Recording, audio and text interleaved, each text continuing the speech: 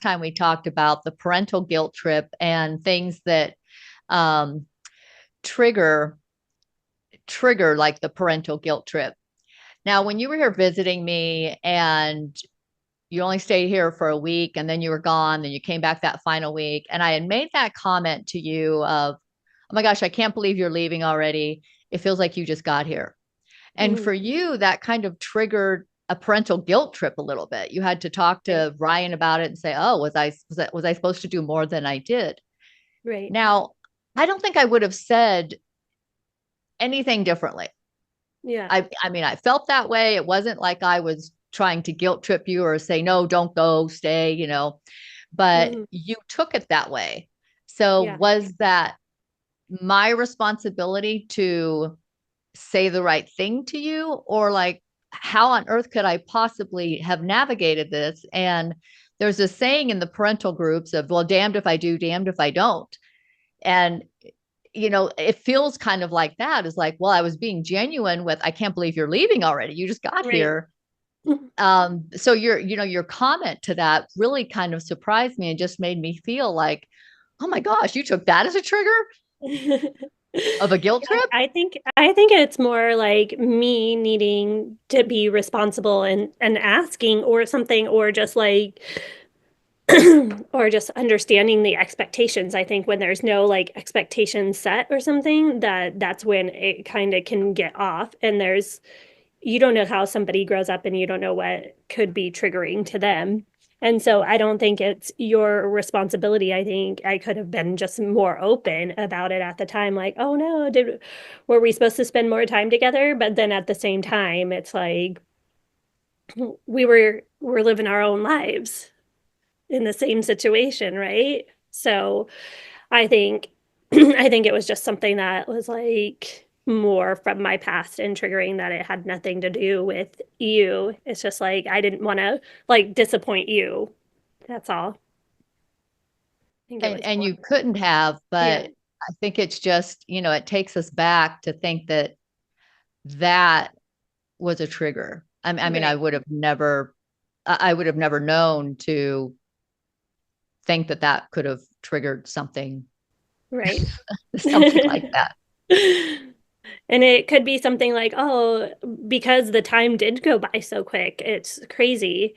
And it was something like, oh, I wanted to spend more time with you too. So it was me and my guilt being like, should have I spent more time here? How should have I done it better? I'm always thinking, because I'm such a like free spirit and I'm not very good at planning, even though like in my mind I want to plan so bad. I get this journal and I get my book out and I write things down and just yeah, we were supposed to go to Costco before this call today, and I stayed in bed and drank my coffee. So just those things. It's just like it was almost guilt for me too. Like maybe I should have planned my trip better, and just holding myself to this weird standard.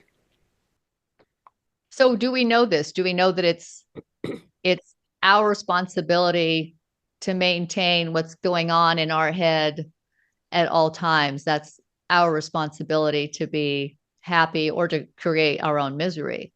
I mean, there's nothing somebody else can do to ever make us happy. Right. Yeah. No, it I is think our there's an responsibility. sorry, Leah. Go ahead. No, I finished. I think there's an interesting saying that's been gaining a lot of popularity lately. That's like, um, your traumas are not your fault, but your reactions to them are your responsibility. Yeah. Then we take it one step further, coming from the self-help era. Um, Seeing that your trauma is for your highest good and your ultimate personal growth and soul's purpose, seeing that your family was just your perfect destiny. Everything that happened to you happened for a reason versus being a victim and it happened to you, it happened for you.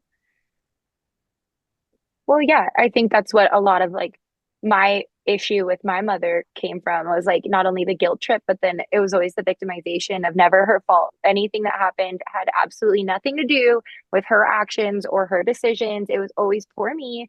And like, oh my gosh, I can't believe that this is happening to me. And it'd be like, well, you just drove your car into a ditch because you were looking at your phone or something like that. it's like, oh, I can't believe this is happening to me. Like, what rotten luck. No, like the world's against me. And it's like, well, maybe some self-reflection could have been had. And like even when our estrangement happened, like just to revisit that topic of my stepdad was quite literally physically abusive to me to the point of like leaving marks on Christmas Eve and like where I felt like he threatened my life.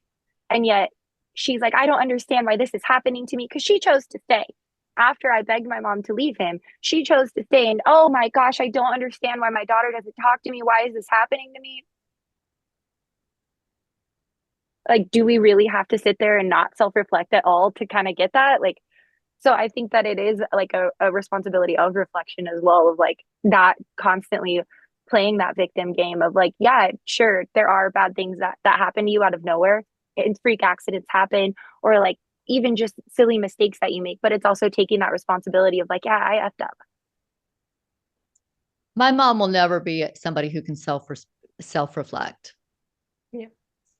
I mean, she just won't. It wasn't part of her generation. And it's still, like I asked her, if she wanted to I have an app for daily text affirmations. I asked her if she would like to receive them. And she said, well, what's a daily text affirmation? I said, well, it's just something that kind of reminds you to, think positive and be happy. She's like, oh no, I don't have time for that in my life.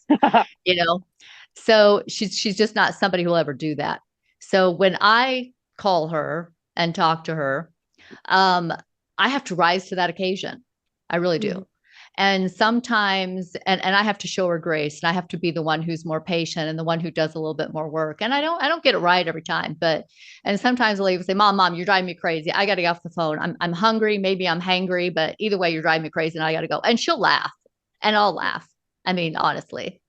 So there are some people that if we want to have them in our lives for whatever reason, we're going to be the ones that have to do that work.